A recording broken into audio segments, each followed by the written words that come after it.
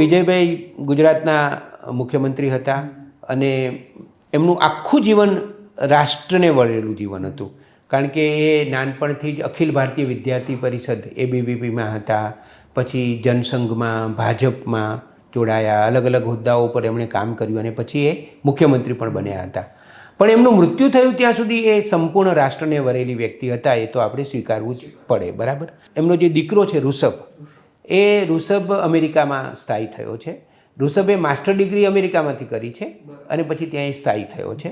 અને એમની દીકરી છે, આઈ થિંક રાધિકા નામ છે, રાધિકા લગ્ન પછી લંડનમાં સ્થાયી થયા છે. અને રાધિકા મને લાગે છે કે ચાર્ટર્ડ એકાઉન્ટન્ટ છે, CA છે. જુઓ, વિજયભાઈ રાષ્ટ્રને સમર્પિત વ્યક્તિત્વ હતું, એમાં કોઈ શંકા નથી. પણ એમના સંતાનોએ શું કરવું એ વિજયભાઈ કેવી રીતે નક્કી કરી શકે, એ એમના સંતાનોનો સવાલ છે.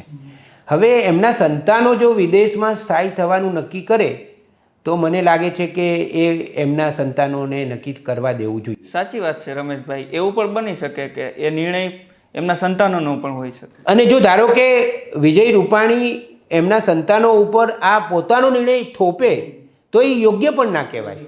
મને યાદ આવે છે, કદાચ નાનાભાઈ ભટ્ટનું આ ઉદાહરણ છે અને અજવાળી બહેન એમના પત્નીનું નામ. તો એકવાર એવું બનેલું કે કોઈક ગયું એમના ત્યાં, તો અજવાળી બહેને કદાચ ખાદીના કપડાં નહોતા પહેરેલા. પહેલાં એ દલીલ કરી કે ભાઈ નાનાભાઈ ભટ્ટ, તમે તો ગાંધીનું જ કામ કરો છો અને તમારા પત્ની છે એમણે તો ખાદી નથી પહેરેલી. તો નાનાભાઈએ જે જવાબ આપ્યો હતો એ અદ્ભુત જવાબ હતો. એમણે એવું કહ્યું કે ગાંધીજી જે ઘણા બધા રચનાત્મક કાર્યક્રમો ચલાવે છે ને, એમાં જેમ ખાદીનો કાર્યક્રમ છે, એમાં એક કાર્યક્રમ મહિલાની સ્વતંત્રતાનો પણ છે. તો એ અજવાળીબેન પોતે નક્કી કરશે કે એમને ખાદી પહેરવી કે નહીં. હું કોણ એને કહેનારો કે ભાઈ તારે ખાદી પહેરવી જોઈએ કે નહીં.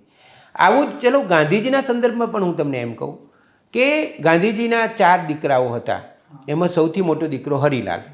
તો હરિલાલનું જીવન રફે દફે થઈ ગયું, કારણ કે ગાંધીજીએ નક્કી કર્યું કે હરિલાલે શું કરવું. હવે આ વસ્તુ તો યોગ્ય કહેવાય કે નહીં એ વિચારવું જોઈએ. તમારું બાળક સગીર હોય ત્યાં સુધી તમે નિર્ણય કરો એ બરાબર છે. હરિલાલને તો લંડન ભણવું હતું અને 2 વાર જવાની તક હતી, તો એ પોતાના વ્યક્તિગત સિદ્ધાંતોને કારણે ગાંધીજીએ ન જવા દીધા અને એ જીવનમાં સેટ જ ના થઈ શક્યા.